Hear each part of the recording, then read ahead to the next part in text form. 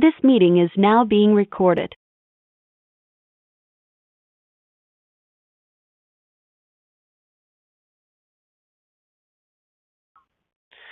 Good morning, everyone. This is Jeremy Malarski from the Missouri Coalition of Children's Agencies. My clock shows 11 a.m. And today, this is our first live webinar to kind of go over the web interface for the medication certification system that MECA facilitates. And again, this being a kind of a first-time venture here, I don't really have a set script or really I mean, I have an idea what I want to go over, but I didn't want to, this is not going to be a real formal thing. The advantage of doing things this way and going over things this way is that we are all in a group more or less, and you all can ask questions, and I can kind of show a little bit how the interface works. So MECA, just to provide a little background, many of you probably already know, MECA is contracted by the state of Missouri to administer this medication certification system. All level 1 med cert aids that are under Children's Division, unless there's another vendor we don't know about, I believe the majority, if not all, are certified under this system. This webinar will be covering the web interface only. The actual subject matter of the course we'll touch on a little bit, but that is not the main focus here. The main focus here is to kind of go over what we work with on the computer, for lack of a better phrase, and how best to do that with minimal problems. So we relaunched this and basically launched with a new vendor, or new vendors really, way back in early 2017. Before that, we had one that was a little more tailored to this purpose.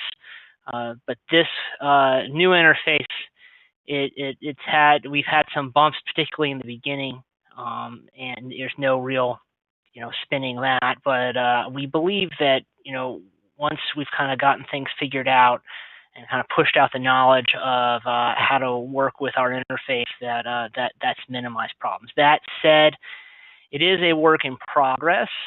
We continue to work on improvements both with our IT vendor and with our instructions, and we're hopeful that at some point we can kind of get to a bit of a happy medium where problems are rare. In any case, we are at MECA committed to having you all have the most seamless experience possible, and we appreciate your patience on that front. Okay, so today we are using Global Meet, which is our webinar software. It looks like y'all are muted by default. I don't see a way for me to turn that off, unfortunately. However, you might be able to do that on your end. If you are able to and you have questions, feel free to go ahead and interrupt me. I don't need to do all the talking today.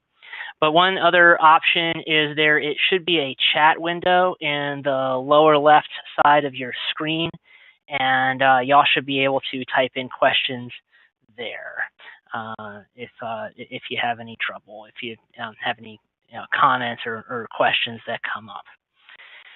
Okay, so I guess what I want to start out with is, since I want to say about March or April, which was around when many of you worked with Linda Ortmeyer, who was our office admin up until March or April. Before Linda retired, she left behind some materials that are sort of like walkthroughs on how to work with this system. And we have been working on improving those and creating more since that time. So since springtime, we have been adding quite a few little items to this page on our website at emeca.org.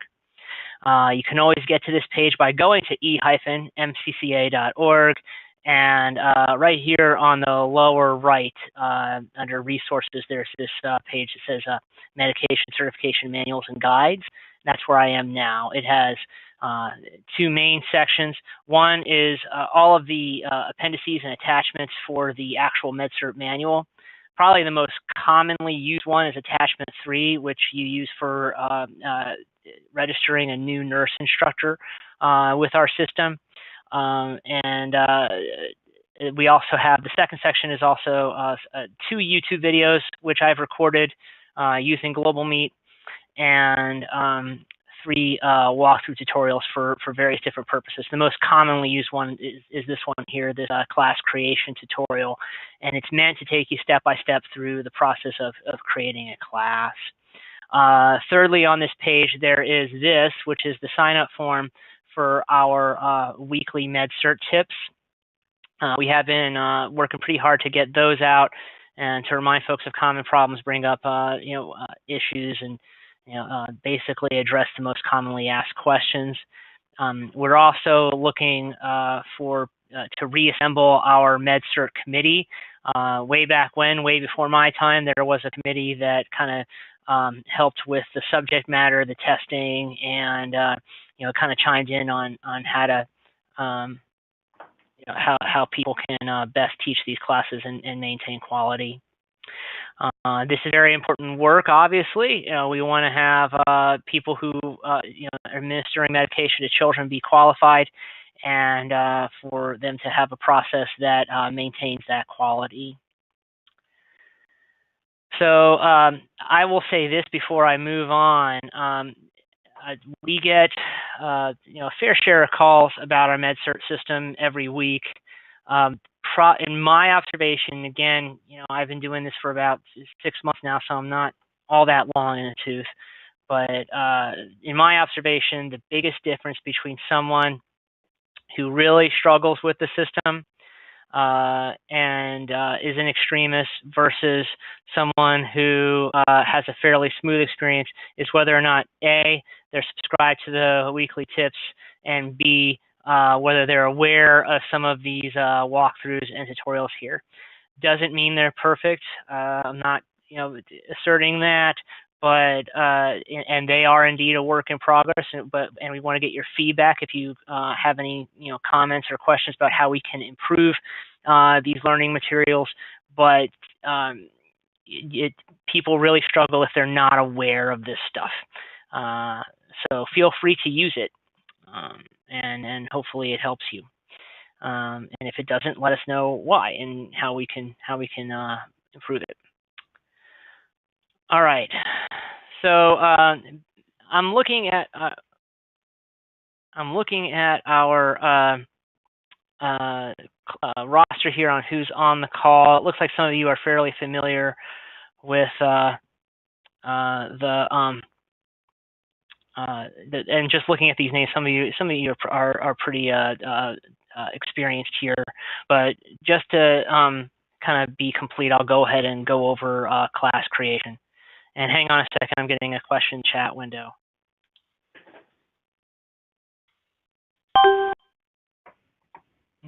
Can you hear?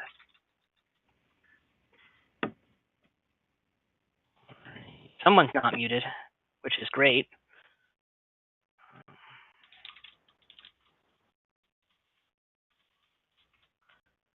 All right, if you guys are having technical difficulties with the webinar, I really can't help you during a live webinar. I'm sorry. This will probably not be our only one, but if when we sent out the notice of this webinar, there was a link in that notice to test your system and work with your IT department if your system was not able to actually to work with Global Meet. I mean, we're recording this today, so if that's any help as well, so y'all can view the video afterwards. For what it's worth, I'm going to address the person who just questioned me. It looks like it was Rhonda. If you want to ask me questions in the chat window, you can. but it's going to be hard for me to kind of diagnose, why you might not be seeing the screen or why you might not be hearing me during a live webinar. Sorry about that. Okay, so back to the actual class creation. Most of you probably know this, but everyone should have basically their own MedCert website. They all have this kind of the same address construction. There's whatever your organization code is, .lmscheckout.com. The demonstration site that I'm going to be using today is mecca.lmscheckout.com. I'm using that because it's not live and I can't really affect anything concrete with it. But every one of you should have your own organization's code.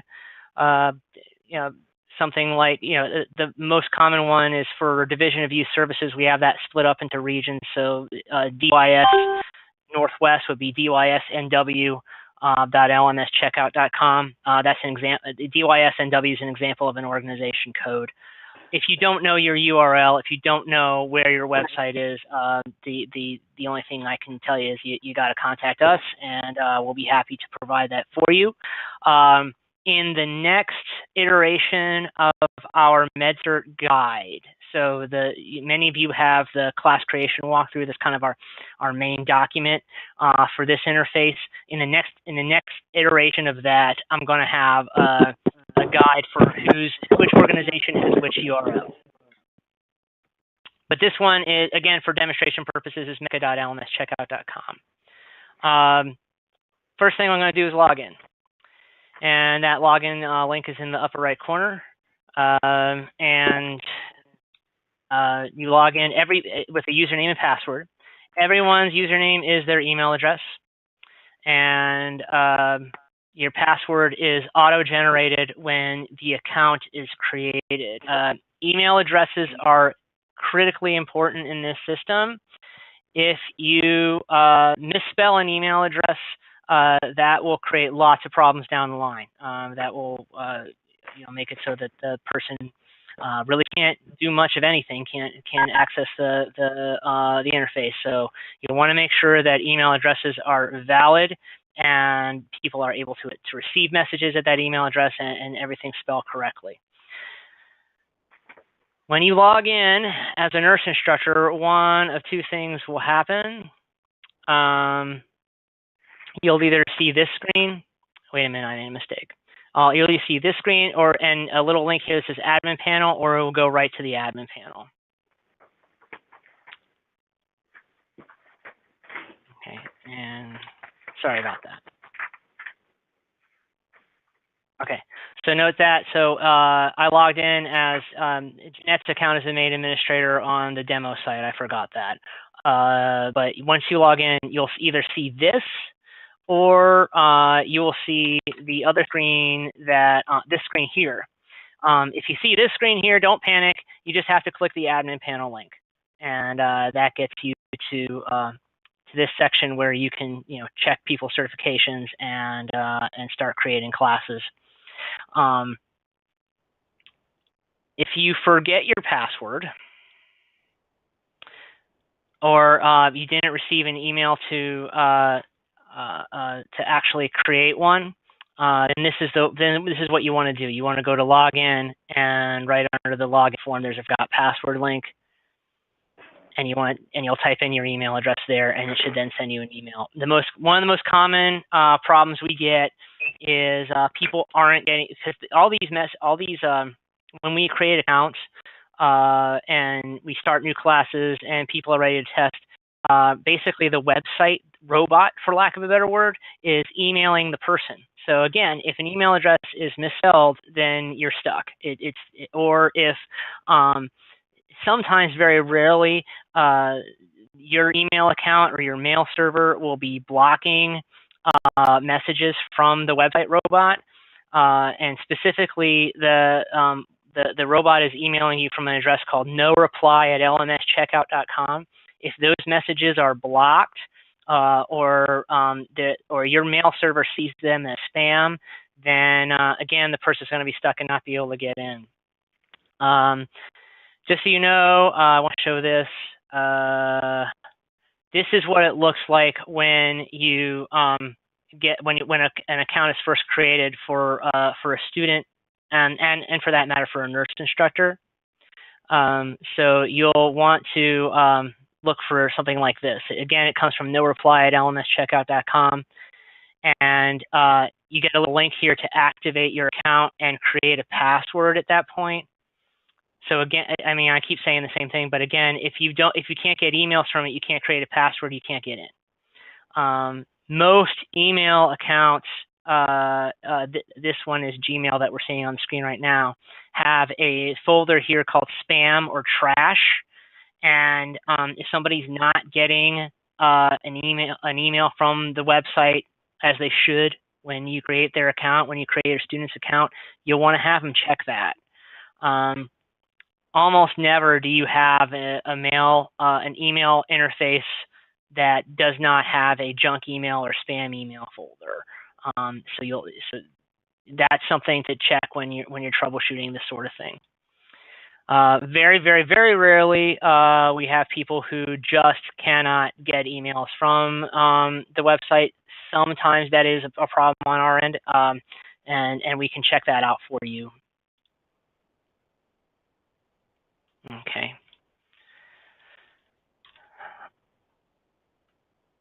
All right. Are there any questions about emails and email accounts before I go on to creating a class? If you can't talk, go ahead and type in the chat window if you need.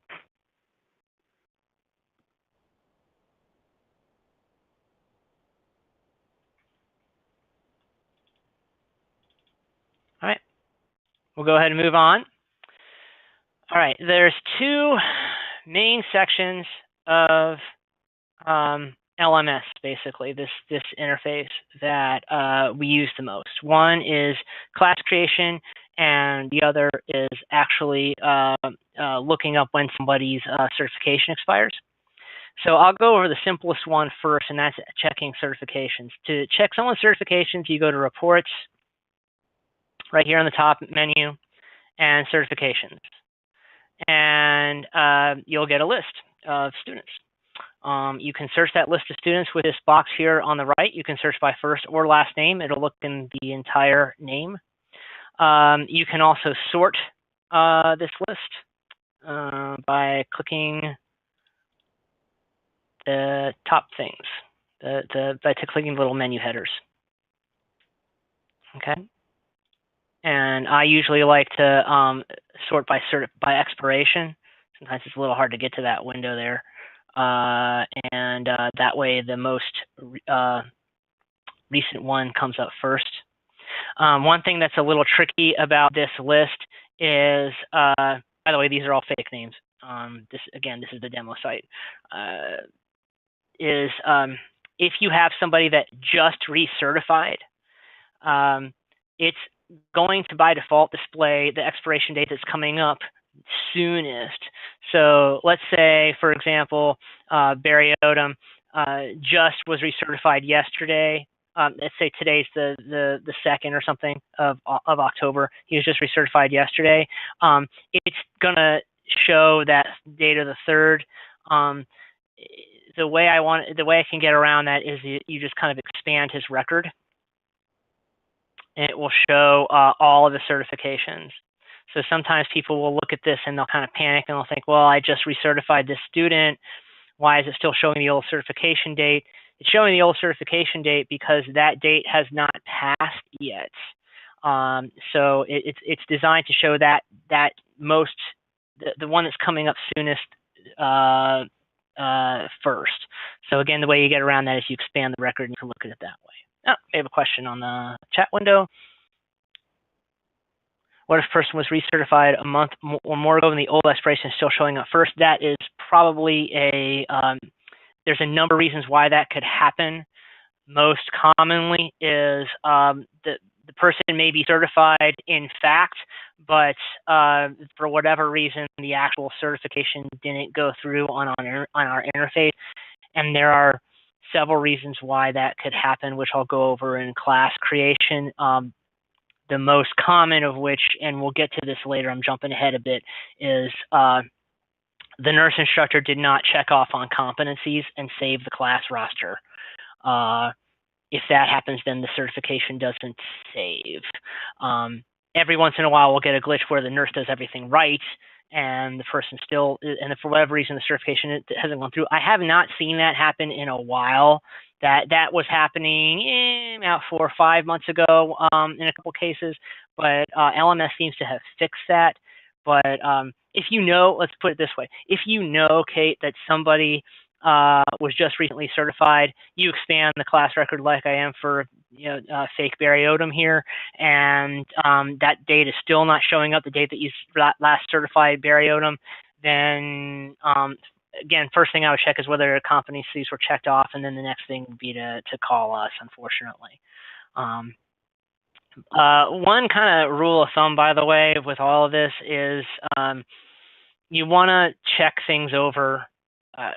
A lot of people want to get the stuff over with, but it really is worth the extra 5-10 minutes to kind of check over after you've done a class, after you've certified your students, this report certifications interface. You want to check that over after your class to make sure everything's saved right. That will, again, that will probably save you time later down the road. And what do I mean by that? Well, we'll go over, again, class creation in a minute, but I basically mean once you've finished all of the steps in class creation, you've certified your students, it's probably a good idea to look at report certifications to make sure that that those dates are correct and everything's saved right. Okay, probably clear as mud. But okay, to create a class and many other things, you go to manage courses and live classes. So to recap here, by the way, the two main things you do on LMS is reports, certifications, and manage courses, live classes. One of the things that's really, I'll just go ahead and be very candid here. One of the things that can be very confusing about this interface is there's all this stuff that we never, ever use. We don't really go into training and support or announcements, or certainly not commerce. We usually are just managing courses and looking at reports. So anyway, manage courses, live classes is the thing you almost always want to be clicking. And LMS likes to separate really recent classes from the rest of them. And one thing that you'll notice is, okay, this is the Mecca site, and we've done lots of dummy courses on this site, but I'm not seeing anything here. That's because LMS likes to, again, has that separation, and you can toggle between very, very, very recent classes, which LMS calls active classes or new classes, and archive classes. So if you go to manage, I guess what I'm really getting at is if you go to manage courses and live classes and you see nothing, don't panic. You usually just need to switch to the archive. And this is kind of like a little toggle link. You can go from new classes to archive classes just by clicking that link. Like the report certifications interface, this is also a sortable list. So when I'm usually looking at an organization's classes, one of the first things I do is I sort by the start date so that I can see the most recent class, or if I'm looking at a specific class, then that sorting by that date really helps me. And anyway, that's your class roster. Note this plus sign. This is really important. The plus sign shows you the expanded class record because all of them are condensed by default. And the expanded class record allows you to get into things like the class roster and making sure that certificates are set right and all that. But then again, I'm jumping ahead a bit, aren't I? Okay. So anyway, I just wanted to kind of go over that really quickly to show, how you can kind of scroll through classes that you've already had. To create a new class, you want to click the New Class button. And here is probably the biggest pitfall in all of Mecca MedCert, which is step 1 of the class creation process. This step 1, this form has a lot of different options on it. The most important one is the class name, sometimes called the course name. It provides you a text box, which I wish we could get rid of. Hopefully someday in the future we will. You should almost never type anything in this text box. You should almost always click choose from the library. The most common cause for students being unable to test is someone is the nurse instructor, no fault of her own or his own, doesn't understand and type something in this class name box, and that basically makes it so it fails to connect with the testing site. So you always want to choose from library on step 1. That's in the walkthrough as well, but I thought I'd go over it here. Now when I click this, you're going to see something different than what you normally see. Hopefully none of you see this on yours. You should really only see your course name. In LMS land, your organization name is your course name, and you will choose you'll click choose from the library. And again, for most of you, there should be only like 1 or 2 options here. It's just showing me this because this is the test site. But you'll choose the one that is appropriate for your organization. It'll usually be just your organization name, and you'll click that, like I just did. Then the rest of the options are in the walkthrough. Class ID is a fancy name for basically a name that you do want to give to the class. We recommend, because there's such a difference between how we handle research and initial certs, we recommend that this in the class ID is where you put that. So if it's an initial training, you would write initial training. If it's a recert, you would write renewal or recertification or something like that. That gives us a clue for when we're doing the invoicing, so the invoicing is correct. But I'll choose initial training for this. Time zone for everyone should probably be Central Time. And start and end date are mostly for your records. They're not mission critical. It just kind of gives us a way of seeing about when the class was. If you put yesterday, today, it shouldn't matter too much. It's just a way of kind of labeling the class. Same thing with start time and end time. I like to do 8 to 5, but this is not nearly as important as, say, the class name, for instance. But you put the date that you will remember, or that kind of labels when, not necessarily you'll remember, but that labels about when the class happened. Active class is always checked. Cost is in your walkthrough, but it depends on whether you're a member organization or not.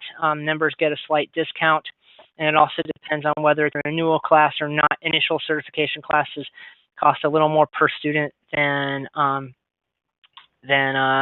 renewals. Renewals are cheaper. So I'll put in 25. I believe that's the member cost for initial cert, if I'm not mistaken. I could be wrong. Hang on. I don't want to be wrong. Well, okay. Yeah, let me make sure that that's right. But anyway, I think it's 25 for initials. And enable certification tracking is checked for you. Our certificates are good for 14 months. Again, clicking active class, having a time zone, having a start time of some kind, labeling whether it's initial training, and choose from the library for a class name. There is one last step here, and this is relatively new.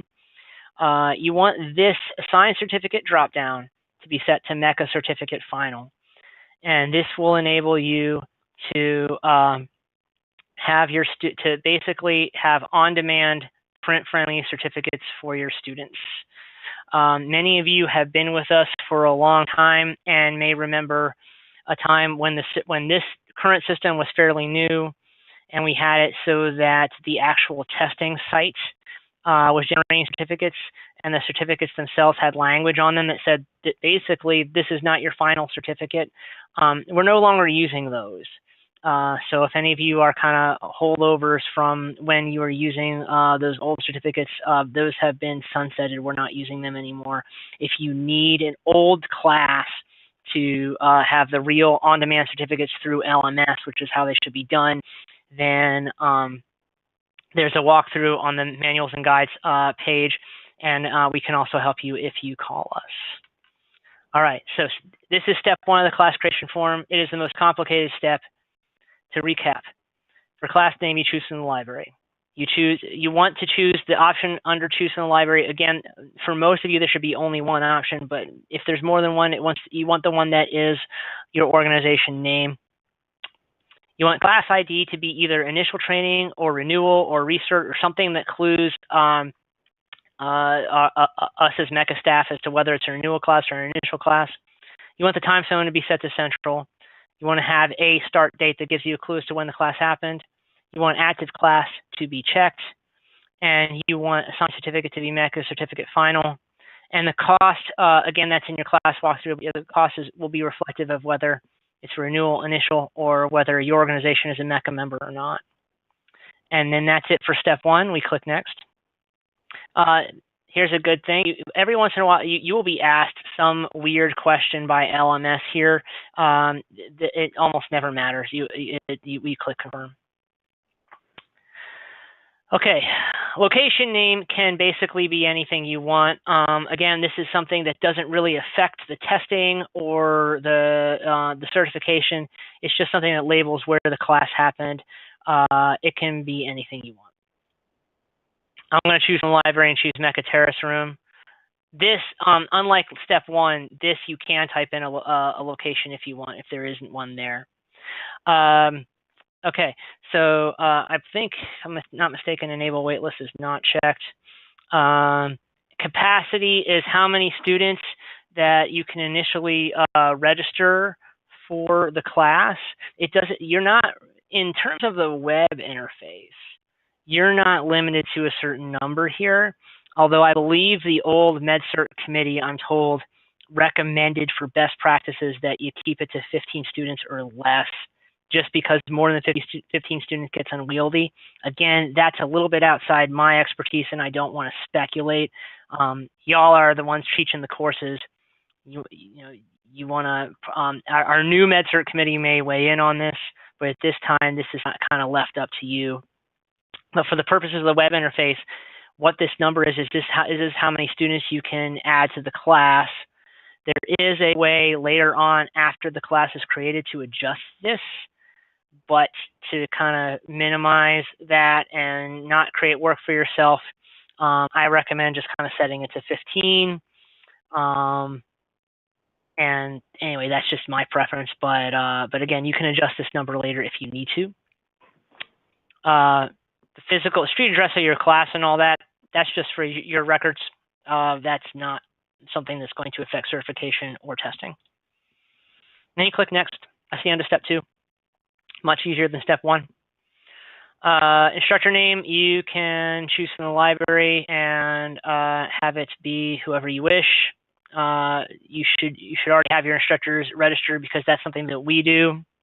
If you choose from the library and an instructor does not appear that you want, and you have already sent in the form for a new nurse instructor using attachment 3, then let us know. That's probably a glitch. I like to notify instructor. I think that's in the walkthrough. And then finally, next is the notifications. I usually have these set to default and make sure that send email to instructor is set. And that's the end of step 3.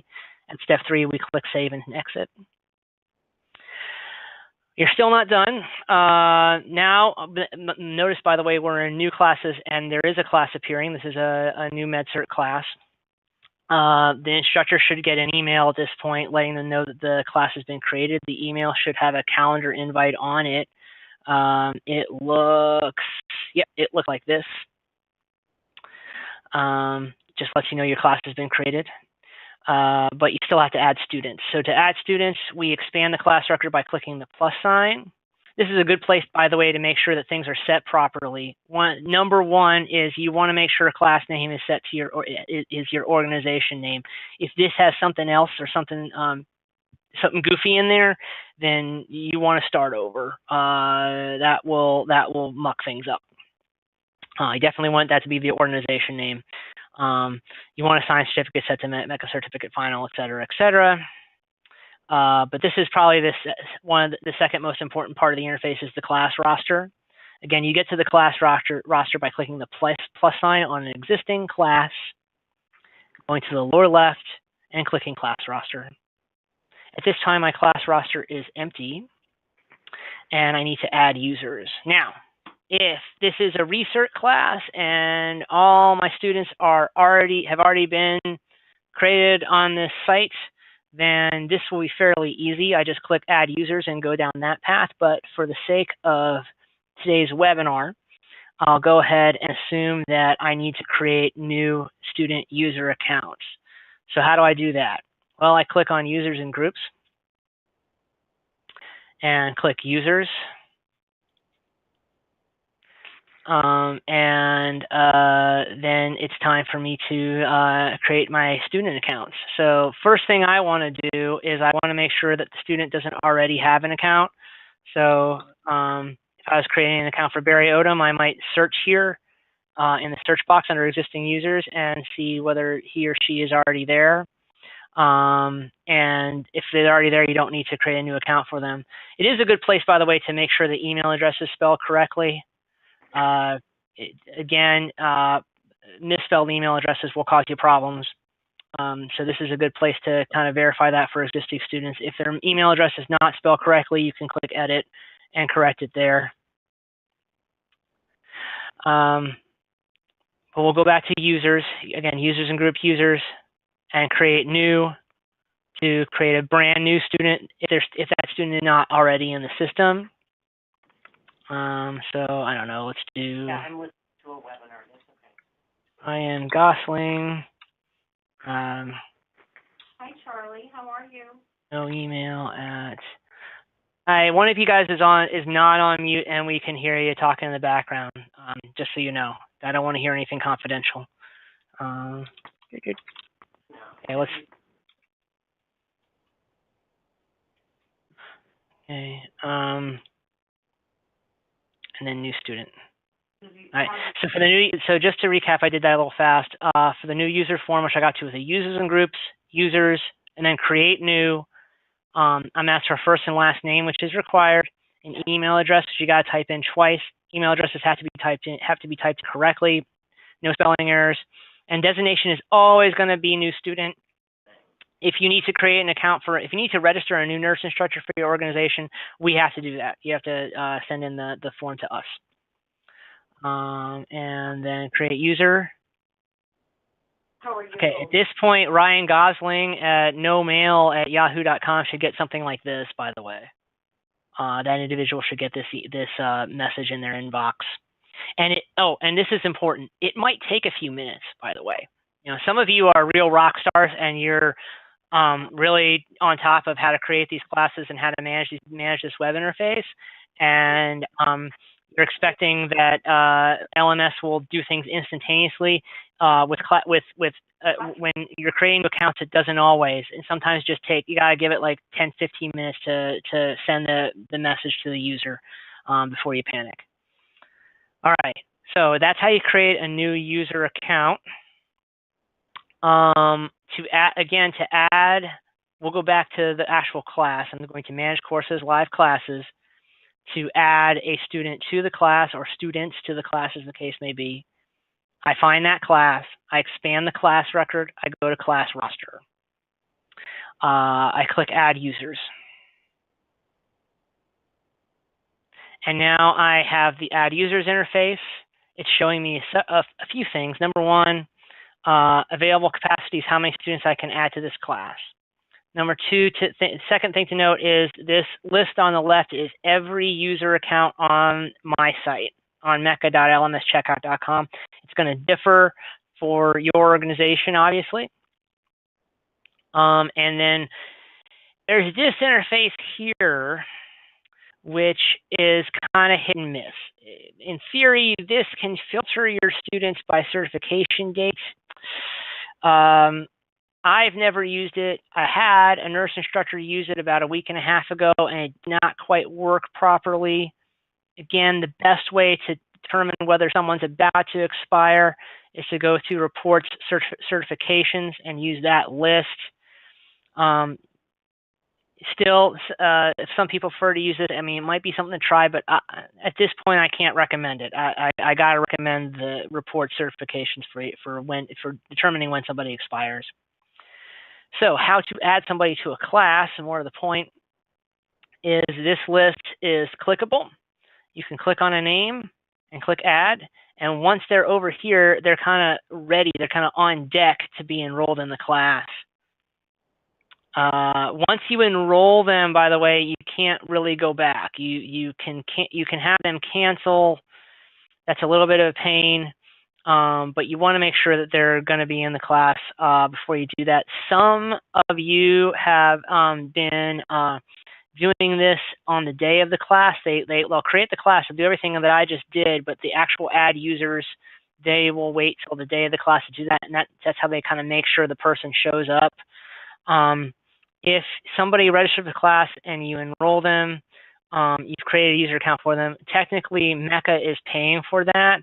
And so if we were to waive that, technically the policy according to the old MedCert committee is we have to charge you to kind of avoid that. Some folks have been doing this the day of, or they set up the class before, but the actual adding of users, they do that the day of. The only problem with that is you might want to make sure that the email addresses work before the class, so you're not struggling with somebody not getting emails from the system. But back to the point, anyway, here you just click on the names, you add them. If you make a mistake and you need to get them out of here, you can click on the name over here and click remove.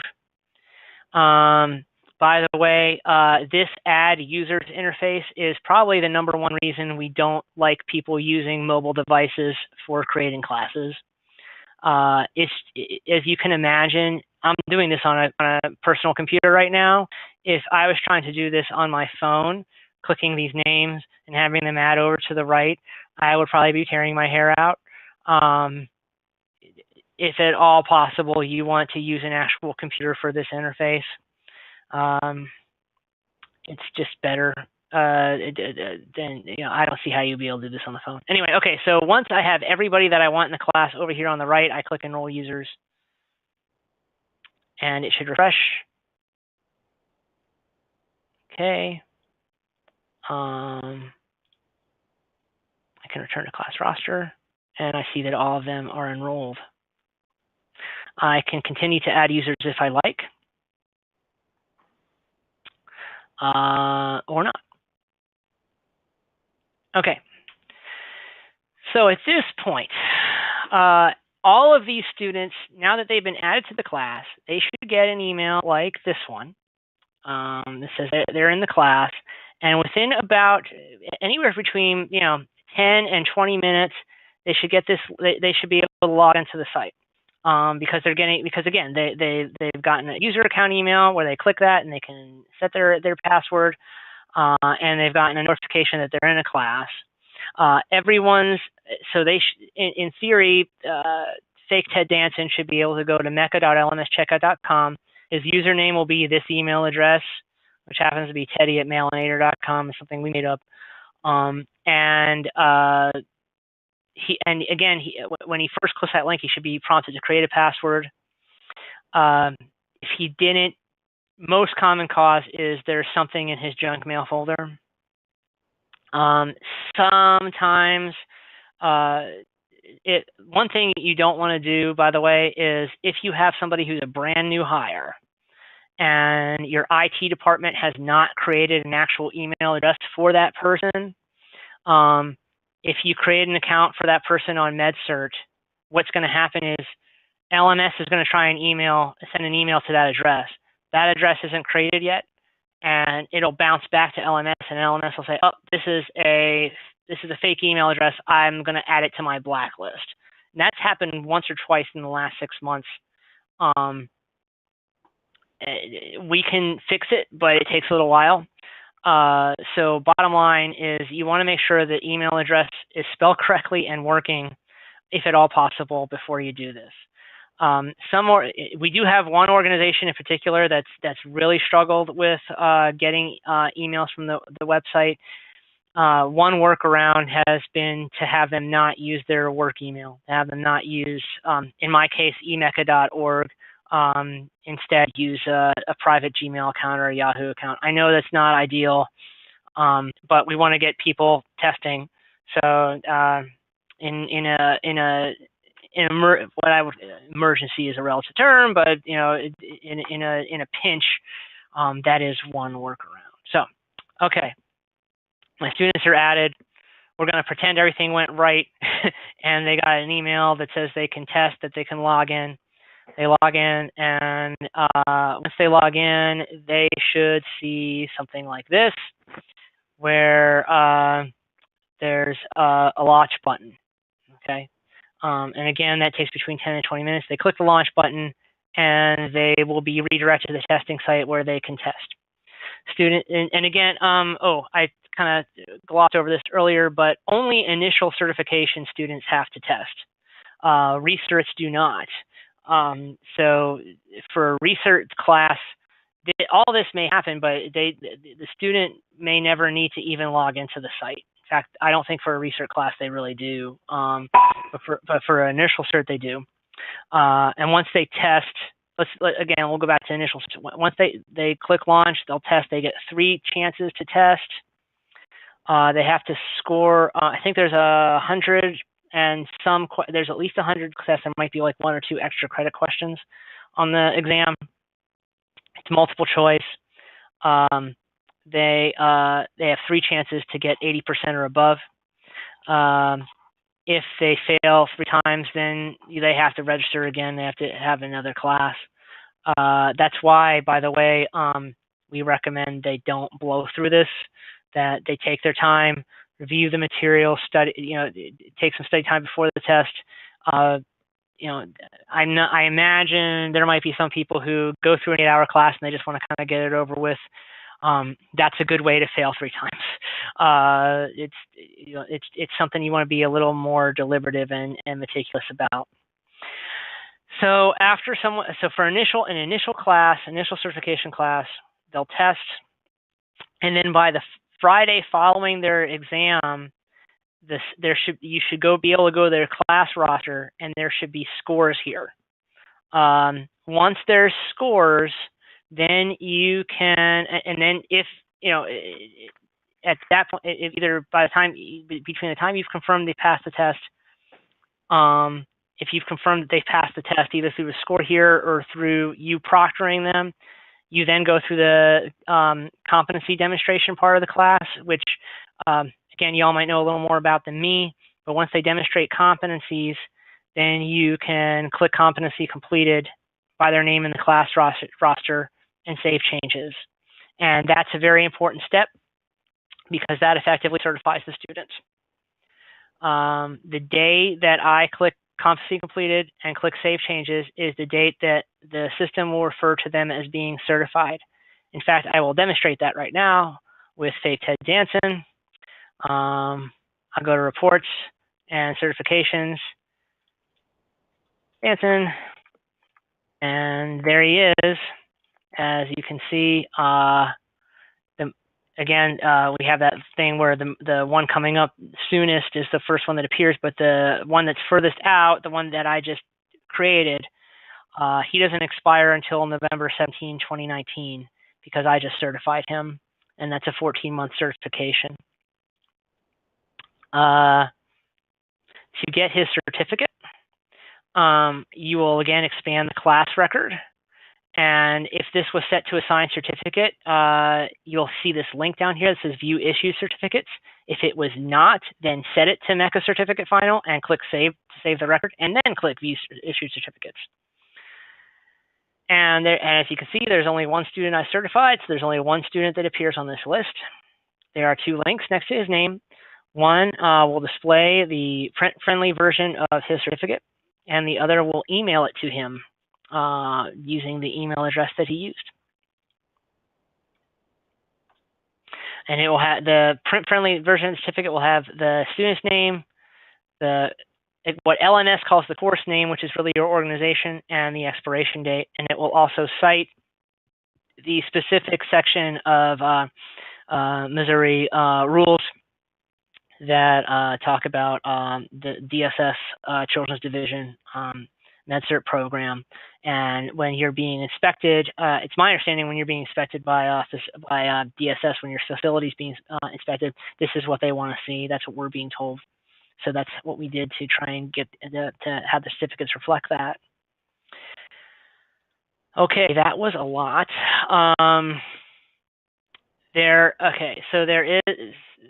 So again, if you have an old class where you need certificates to be generated, you'll just expand it, MECA certificate final under signed certificates, save it, and then view issue certificates. You can do this for old classes.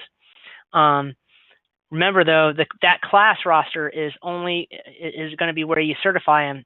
So that date that you clicked this checkbox and click Save Changes, that's going to be their certification date. If that's wrong, you got to let us know so that we can correct the record. One question to go over a question we were kind of asked a little earlier. One thing you want to check on, if for whatever reason you're not seeing someone certified, you're not seeing the correct certification date, you want to probably go back to the class that you just created and make sure that you checked off on competencies. Early on, when we first unveiled the system, a lot of folks were forgetting that one last step to check off on competencies. For recert classes, you don't need to type anything here, by the way. You never need to type anything here on the scores result, or on credit hours you can, but on the scores result, please leave that blank if it's a recert. That will help us know that it is a recert, and we will only be charged for a recert. Anyway, that just reduces confusion. For research, they demonstrate competencies to you in your classroom or in your setting. You check them off. You click Save Changes. They're recertified. For initial certs, you want to make sure that either you have seen their score, and you are for a proctored exam, or that the score appears here again, usually the Friday after, and then they demonstrate competencies, and then you check them off and click Save Changes. All right. Let's see. Okay, I think that is everything I wanted to go over today. There are a couple other little functions here, but most of the time we don't use them. I think we went over one of the most common pitfalls. Probably the three most common pitfalls are: number one, in step one of class creation, we want to click choose from the library for our class name. Number two, if you are checking on somebody who is recently recertified under reports certifications, don't freak out if the wrong date appears here. First, expand the record and look at all the dates. And sometimes you will have 9 times out of 10 you will see the right date under here. And then third is make sure you check off on competencies once the competencies have been demonstrated. And then the other pitfall is either poorly spelled email addresses. Email addresses are misspelled, or the messages from no reply at lmscheckout.com are ending up in somebody's trash or spam folder. All right, we are almost at an hour. Y'all been very patient with me. Thank you for that. If there are any questions, I think we have time for questions. And again, you can, if you can't unmute yourself, go ahead and check and type in the chat box This webinar has been recorded. With all of my stammering as well. So there's that. I will send that out to all of the people on our MedCert list.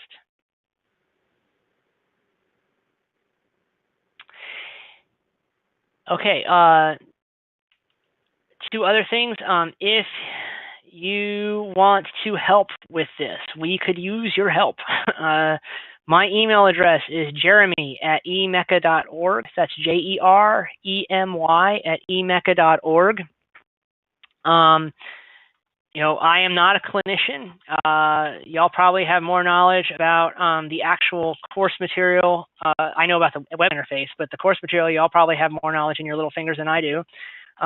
So I could use your help on, Mecca could use your help on making sure our system is up to date and the course material is up to date. We are still recruiting committee members for that purpose. So please contact me at jeremy@emecca.org if you wish to get involved there. I'll also go ahead and shamelessly plug our fall conference.